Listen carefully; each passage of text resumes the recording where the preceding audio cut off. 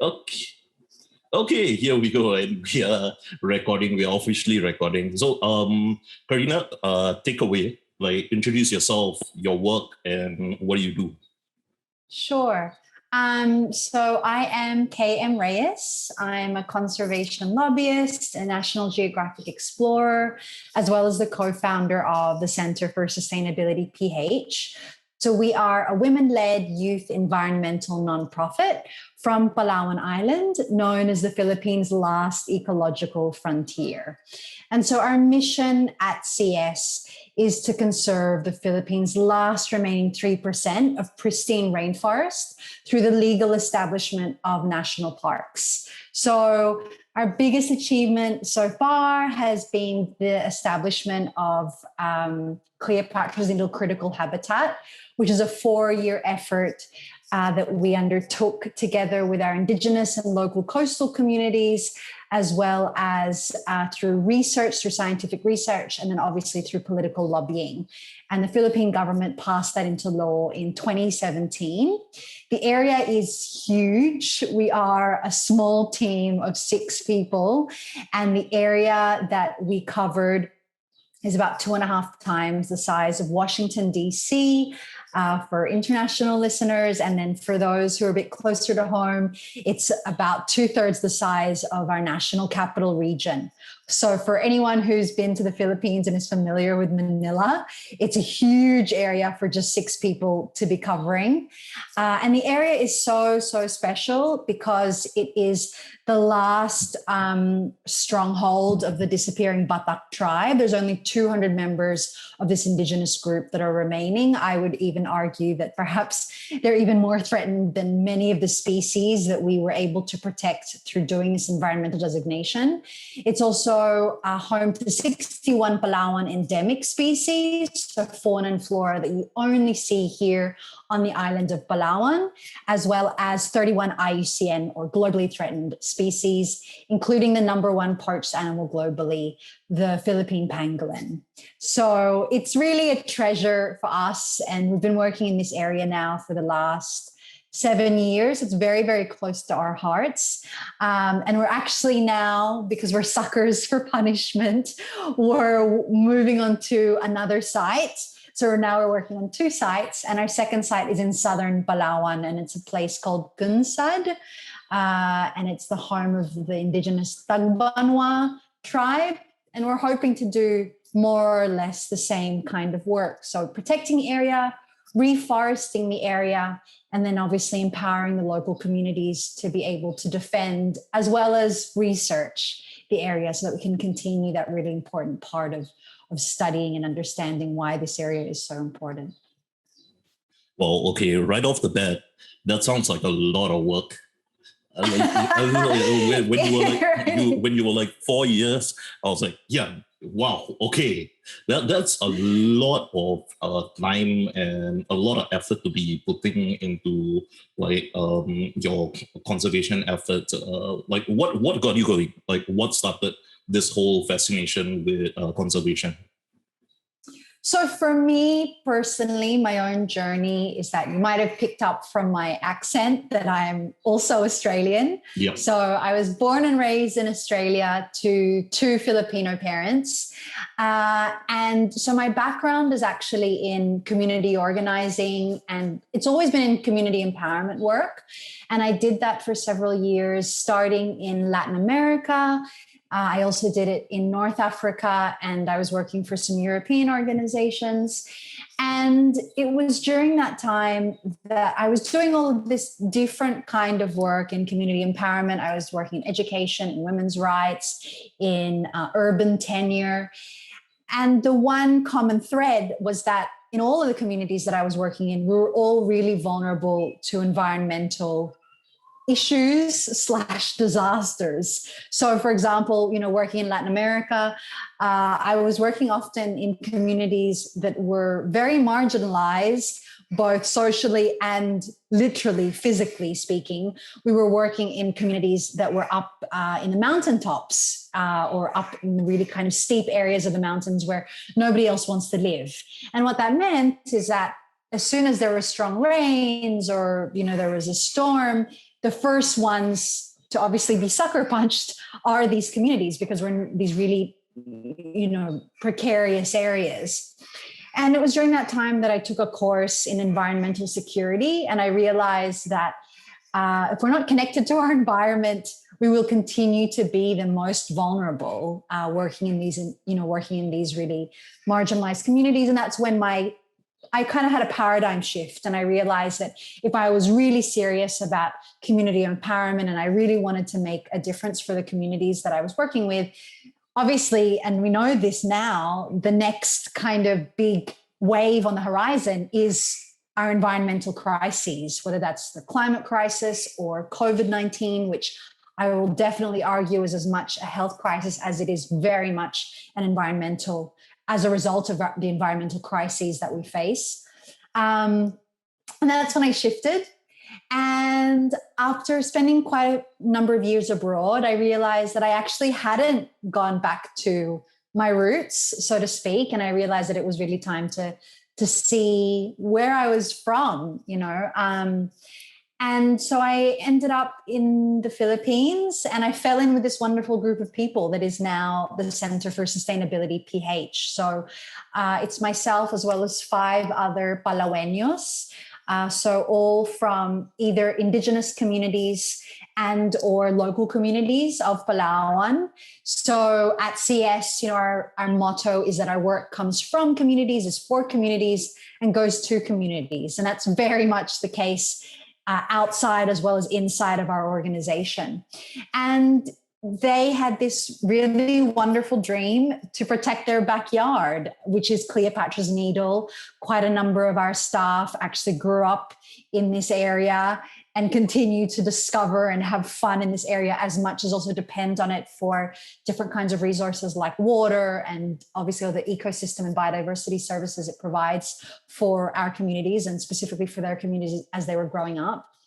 And so we banded forces. And in 2016, we decided to establish this organization to really strengthen our voice, because as an organization that is women-led, as an organization that is youth, I can't speak obviously for Singapore, but I'm sure that it's probably quite similar, that both women and youth don't have the strongest voice at the table all the time, if ever.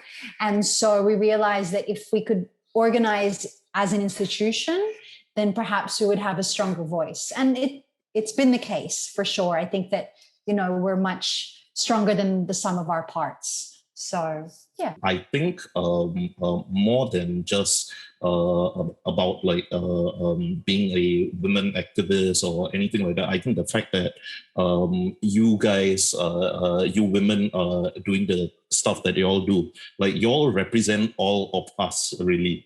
Men, women, children, whatever, you all represent all of us. I think that was a very, very interesting thing to see and to watch the content that is being put out on your Instagram, your social media as well. How important is the visual aspect of the work that you guys do? How important is that?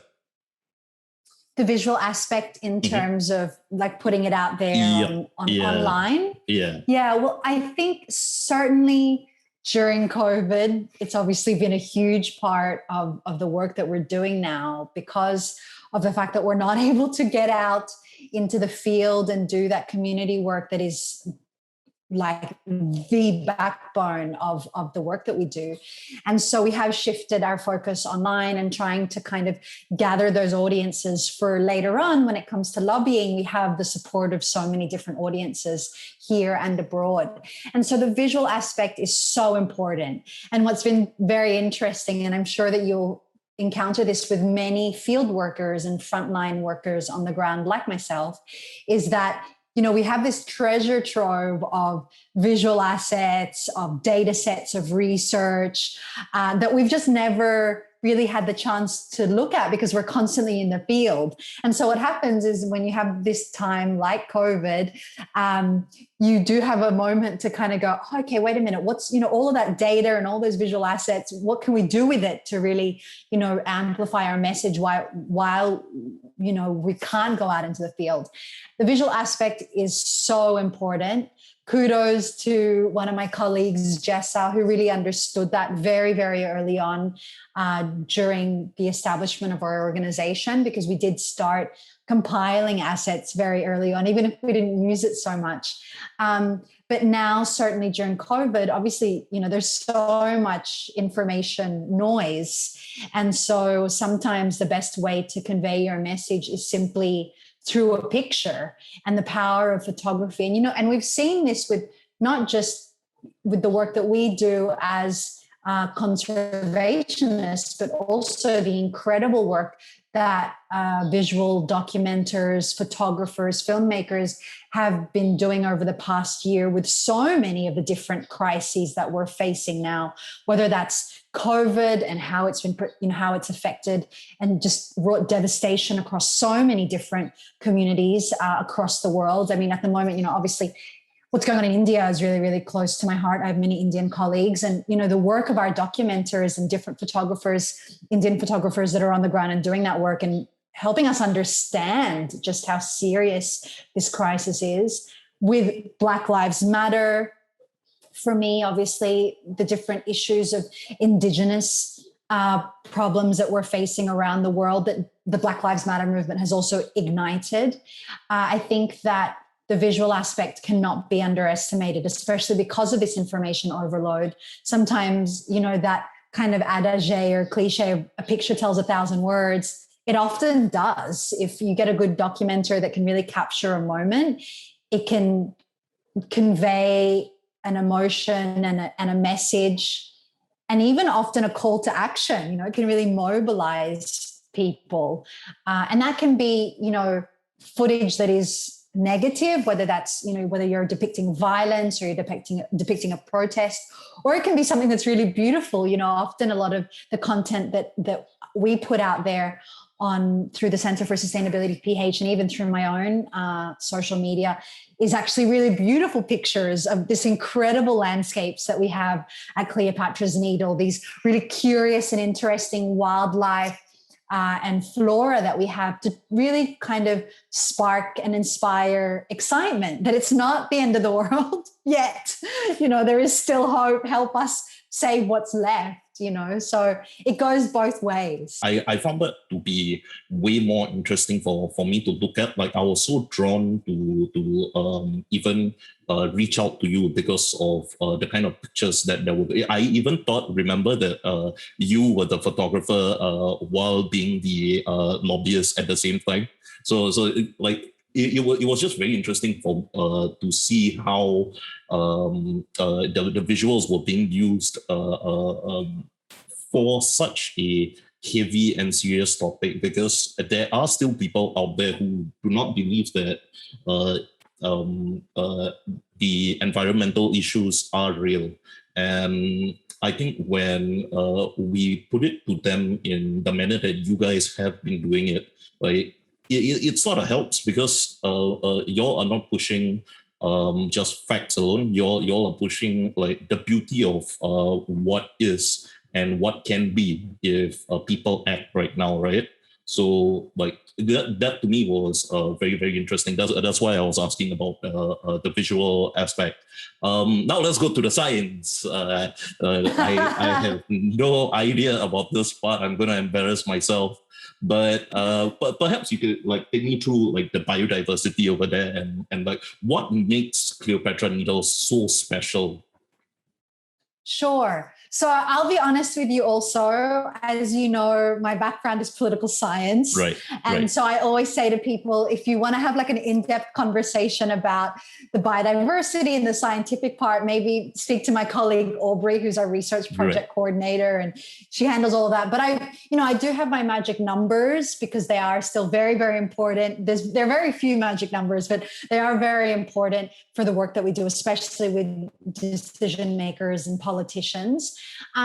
Some things, firstly, I'm going to give you like a bigger perspective before we go into Cleopatra's Needle. Right.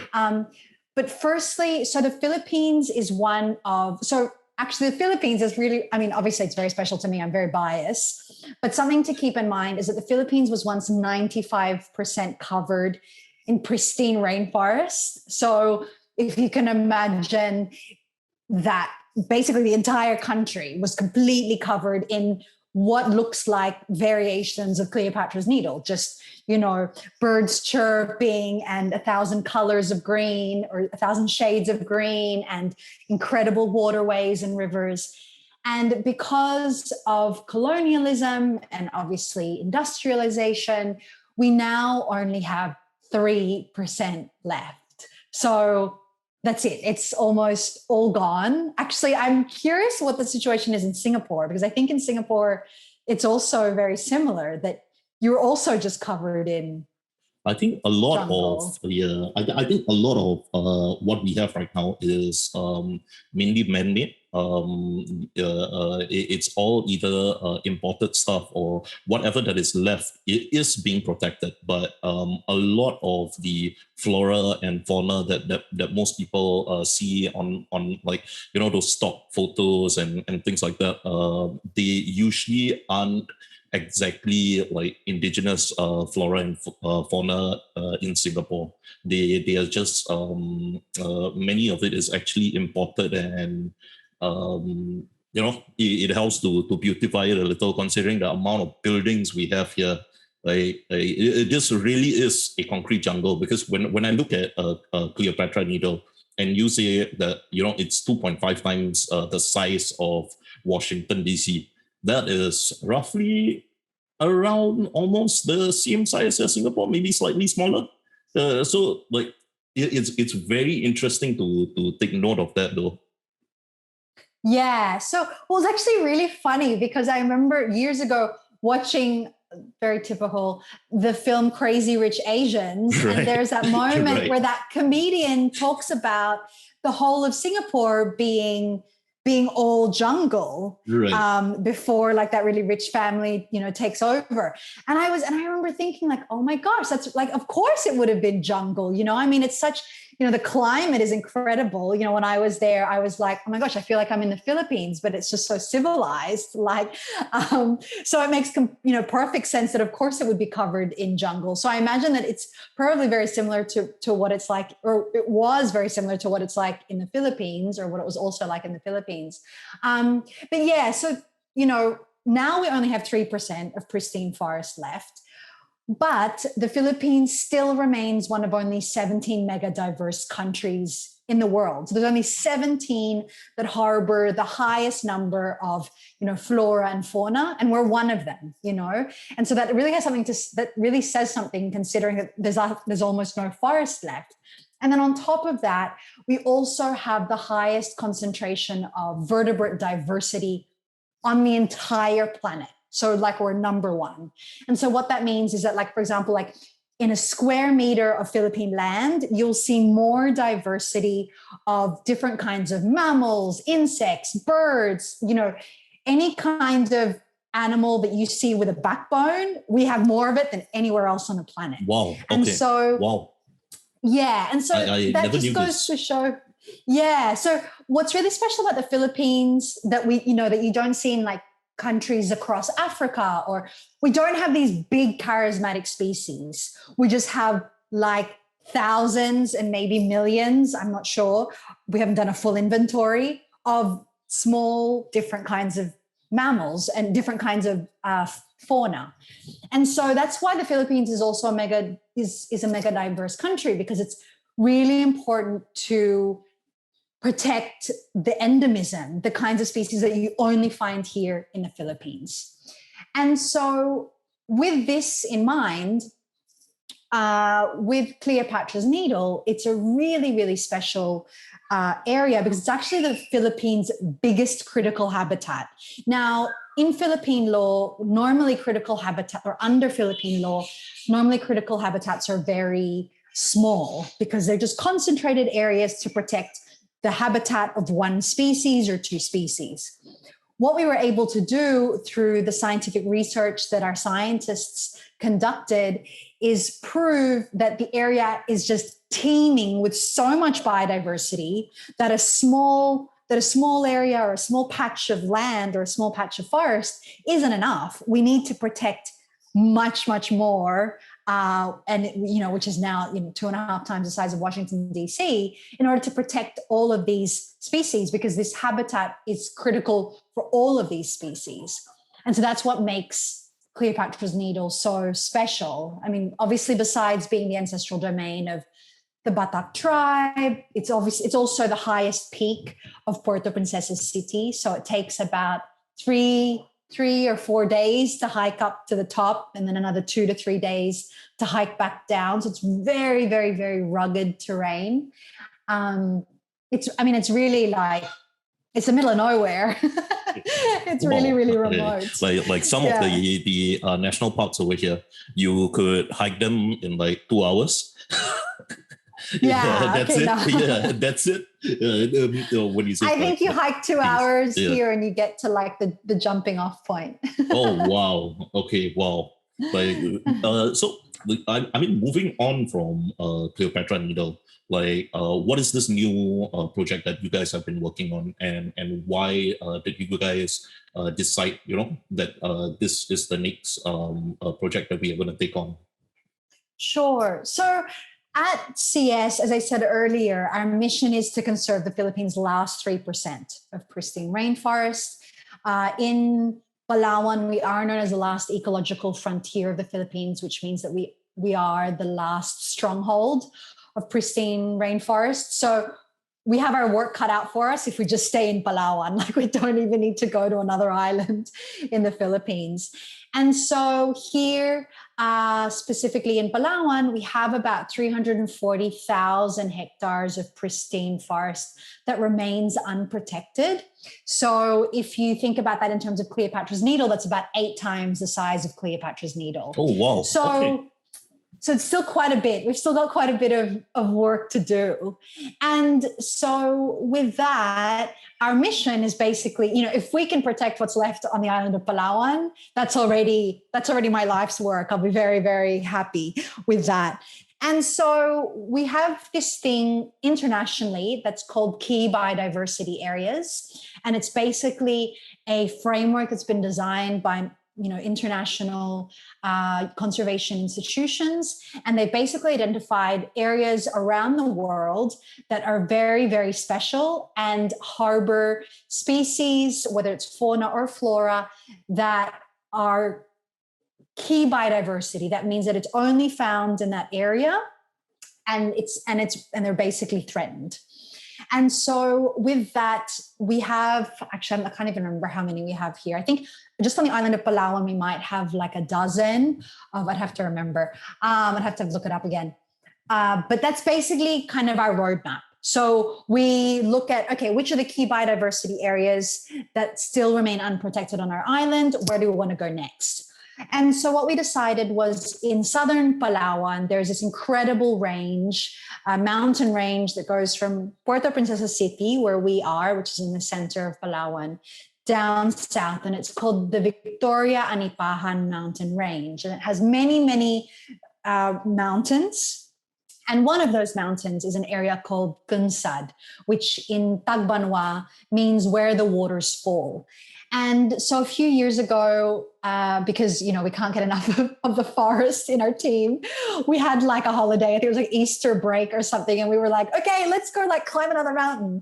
And so we decided to go to this area called Kunsad, just as hobbyists, so to speak. And the area is incredible. It is, I talk a lot about, it all just being jungle, but actually it's completely different. The terrain is completely different. The flora and fauna, a lot of the flora specifically that we saw was very different from Cleopatra's Needle. And we were like, this is a really interesting area. And it has this incredible water system. And the reason why it's called Kunsad, which is where the waters fall, is because nearly at the peak, it has these incredible waterfalls. So you're hiking all the way to the top, and then you get nearly to the top of the mountain. It takes about 2 days to get up to the top, or 2.5 days. And there's this incredible waterfall, spectacular lookout. across the entire mountain range. And on top of that, the water system, all of the water system is like a turquoise blue. It's like you're at the ocean. It's like you're in the Caribbean or something, but it's not. It's a river. It's a watering hole. And so we were like, this is really unusual and completely different from anything that we've done, that we've, traversed before. And so before even Cleopatra's Needle was protected, we were like, maybe we should try and go for this one.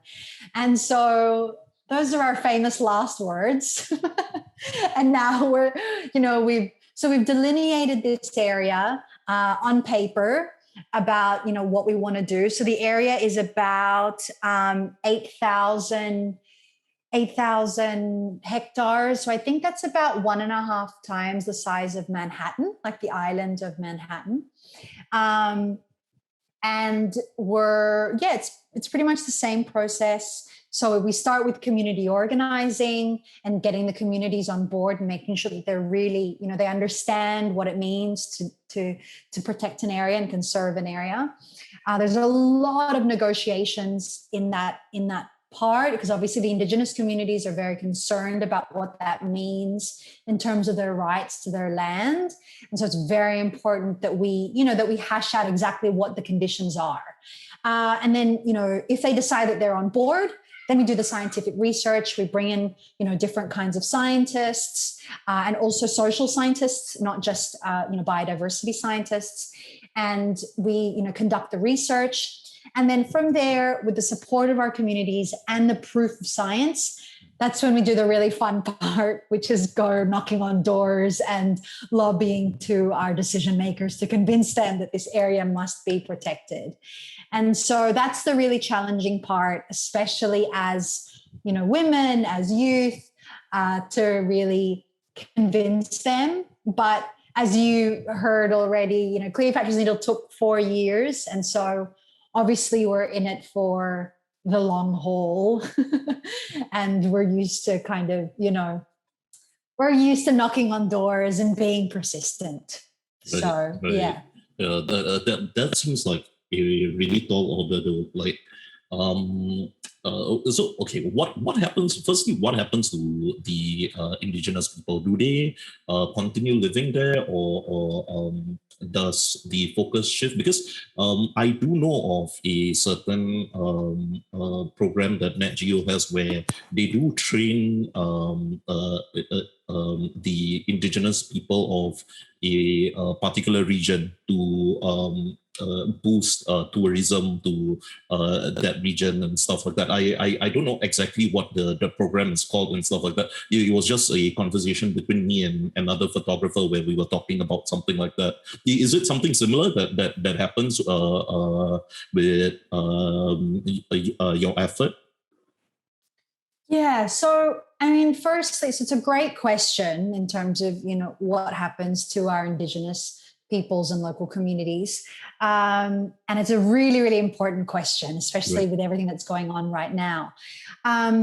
So firstly, nothing happens to the Indigenous communities in terms of they stay on that land. This is their ancestral domain.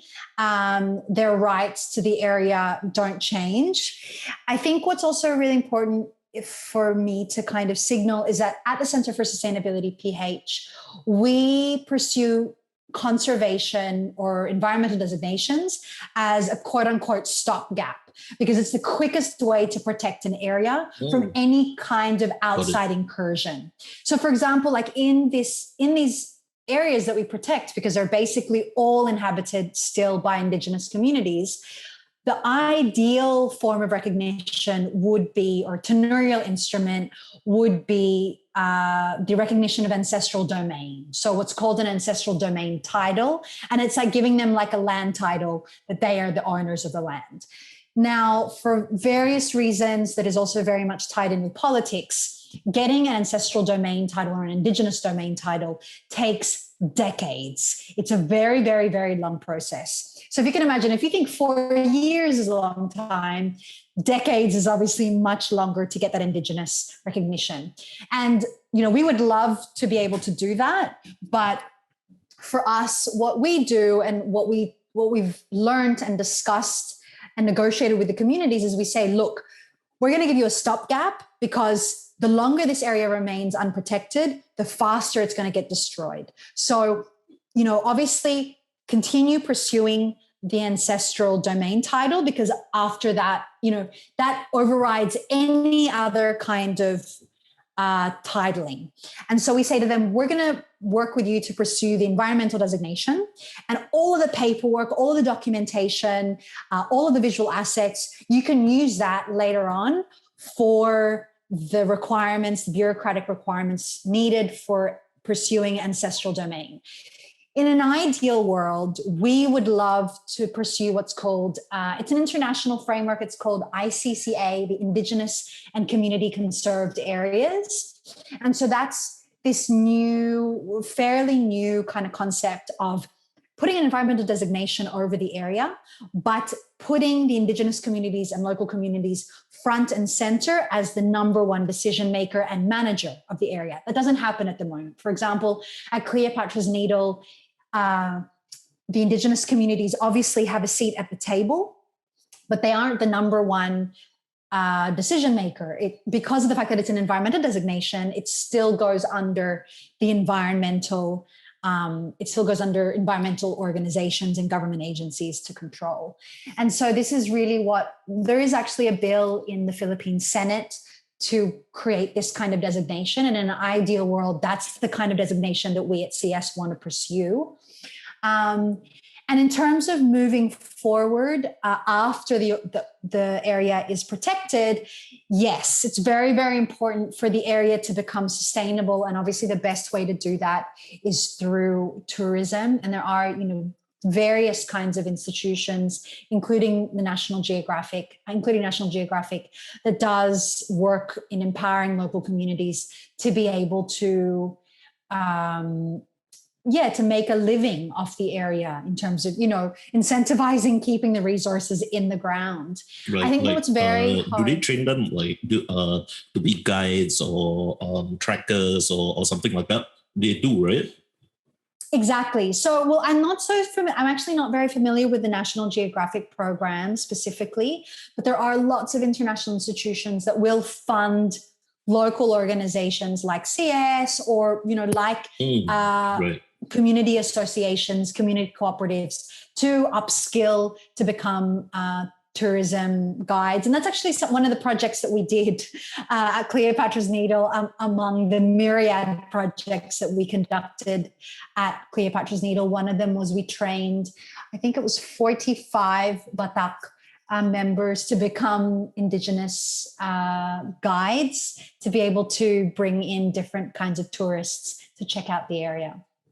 Right. You mentioned a couple of times that being a female, being a youth, it does stand in the way of what you guys try to do sometimes. Like, how do you think that can change? Like, I personally feel that something like that shouldn't matter anymore. Like, it should have never mattered in the first place. But how do you think something like that can change? Because I've seen some of your Instagram stories, and you have shared a bit here and there on your disagreements with certain stuff. Like, there's a lot of conversation about this, but practically, how can this change? How can people take female activists, female lobbyists, youth activists, youth lobbyists? How can people take them seriously? Such a big question. I'm sorry. I'm very sorry. No, it's a really good question to raise. Like, because it's true, we are constantly trying to be taken seriously. I think I will say that at a very basic level for, those in your audience that want to, want to support young activists and, women conservationists, I think firstly, just give them a follow on social media and engage with their work. I will say that social media has been so empowering for me personally and for our organization in terms of finding our voice, because of the fact that there are, I get feedback from people from around the world that go, yeah, I totally agree with what you're saying, and I've put stuff out there, whether it's on my stories or, on the posts that I've done, and been like, and honestly been scared, like, is this a good idea? Will I be archiving this post pretty soon? Right. Because of the fact that it's very scary to put your voice out there, because you do fear that they're not going to take you seriously and they're going to cut you down. So I think firstly, encouraging youth and encouraging women through social media is great, is a really important way of taking them seriously, of taking us seriously. And then obviously listening to us. And I think most importantly, listening to what we have to say regarding elections. I know that's, it's a very typical. Very interesting point. That's a very interesting point. Yeah, because I think, globally, we've definitely swung to the right. I think we've all seen that, across the globe now, we're having conservative leaders just, sweeping at the polls. And what's really concerning about that is that a lot of these conservative leaders are making decisions that they're not even going to be alive to suffer from. Right. This is one of the biggest issues that I deal with now, working with different kinds of decision makers. There's an international campaign right now called the Campaign for Nature. And it basically is saying that we need to protect 30% of the planet by 2030. This is the only way to ensure clean drinking water, a stable global climate, and to meet our agricultural needs for our future generations. That's in 9 years' time. If we don't protect our 30% of our planet in 9 years' time, it's a tipping point. We don't know what's going to happen. And so sometimes I'm working with decision makers, and it's like in 9 years' time, they're going to be retired and on their way out. And some of them, to be quite honest with you, some of them might not even be alive anymore. Right. And that's what's really hard for me to stomach, because it's like we have these decision makers that voters, and especially much older voters, right, are voting for, and they're making decisions that are not going to affect them, and it's really hard for me to think about, when I'm with my nieces and my nephews, to think, or, I'm in the communities and I'm dealing with the kids through education projects. And it's like, I honestly don't know what's going to happen 20 years from now. That's not for a young person. That's, I even look at some of my relatives and my cousins now who can't travel anymore. And, and that's just not an option because of COVID. This is just the new reality that we're dealing with because of what we've done to our biodiversity globally. And so I think in terms of taking the best way that your audiences can take us seriously is, firstly, if you can vote, then vote.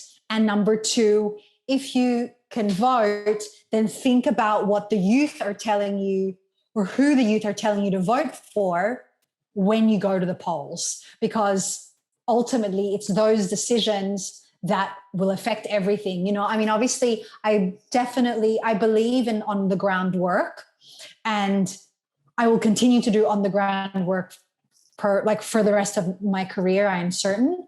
But at the same time, as a political scientist, the reality is that the decisions and the big decisions of industry, the big decisions of sustainability, they all happen at the international level between, the G7 and the G8 and the United Nations. That's just the reality. And so, it's important that we have that groundswell and we have that critical mass to really hold these politicians to account. And in a country like the Philippines, we actually, if all the youth registered to vote, we have enough voters. So I think it's 45 million or 40 million. We're 40 million strong here in the Philippines of youth. They're eligible to vote. We could swing the election in the right direction, in a direction that will protect our future. And that's what, isn't happening right now. And I think there definitely needs to be a lot more youth involvement in voting. And there's, lots of great people that are doing that, like superstars like Ariana Grande, bless her, getting more and more people, and the Taylor Swifts and all the big superstars in the US. And we need that in other countries, like in the Philippines, in Southeast Asia. There needs to be more of that critical mass, and celebrities need to be doing more of that work, obviously, also because they are huge role models. It's very interesting that you said that. Sorry, am I allowed to ask you one more question? Like I just realized it's past the timing that you get. Oh, yeah. Right? It sure. One more. All the time. It happens all the time with me. It's very interesting that you pointed out that the celebrity endorsements and the support from them. This has been a bit of a conflicting thing that I have found while speaking to a lot of activists and lobbyists, is that one half of them believe that it's very important, and another half believe that it sidelines the real people who are on the ground. Like, what is your take on that? That's really interesting that you've brought that up. I think, firstly, I totally believe in it, for better or worse. I know that there are lots of issues, and I will definitely admit that I have, seen some celebrity causes and just rolled my eyes because, then the next day I see them on something else promoting something that's completely unsustainable. And, there is that thing of celebrities on one level, supporting these really important causes, and then on another level, living these really lavish lifestyles that are completely unsustainable. But I am of the opinion, and I have seen it, that what celebrity causes do for raising awareness is huge. We simply, grassroots and on the ground activists, conservationists, change makers, we just don't have that platform. We don't. I would love to say that we could create that kind of ripple effect, but the reality is that we can't. And when you get celebrities like the Ariana Grandes and the Taylor Swifts doing one post on their social media, it garners 1 million likes and who knows how many impressions, and that's a kind of ripple, however small, that we will never be able to achieve, And so even like for me, the greatest value of celebrities endorsing and supporting these causes isn't so much that they're really going to change anything, because, maybe 8 times out of 10, they're not going to change anything. But what they will do is they will drive the conversation. And that's something that we don't have, somebody who, somebody who doesn't know anything about, what's going on in Myanmar, for example, right now, but then a celebrity mentions, makes a post about it, or what's happening in Palestine, for example. There was that thing with Dua Lipa defending what's going on in Palestine. There are lots of people and young people that don't know what's going on.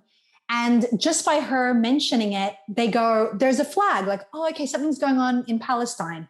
And even though that might just, they might just scroll straight past it, next time it comes up, they'll be like, oh yeah, Palestine. What was Dua Lipa saying about Palestine? And that does slowly but surely drive the conversation and raise awareness. And for things to change on a global level, there needs to be a critical mass. That's what it is. And we're not going to get a critical mass without those celebrity endorsements. We're just not, because the reality is that most people don't want to deal with reality, which I don't blame, because, you open the news these days and it looks like the world is like literally ending. Right. And so when you have someone that you run to for escape, like a celebrity, like an entertainer, and then she makes a blip or he makes a blip about something that's serious and not just their entertainment, then that at least, flags something in you. And even if you don't deal with it right now, maybe a month from now, you'll hear about it again. And then that will spark your curiosity. Like, oh, a celebrity that I idolize also believes in that cause, what's that about? Wow. Okay. That was very, very well said. I think that was one of the most interesting answers I got for that question, because I literally asked the question to everyone. Like, I have my own personal beliefs about it as well, but we have no time for that.